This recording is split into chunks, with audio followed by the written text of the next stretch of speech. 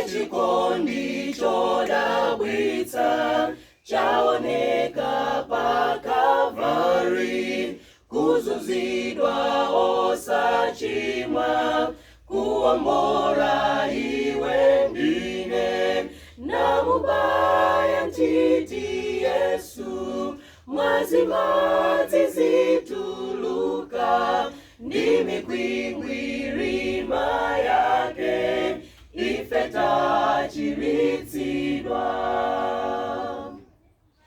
Ewa mwayi wa chifwamba, walandira chipulumutso, Yesu mukandikumbuke, namuyankha lero lomwe, namubaya ntiti Yesu, mwazimadzi zituluka, ndi mikwingwirima yake ife tachiritsidwa. Namubaya ntiti Yesu, mwazimadzi zituluka, ndi mikwingwirima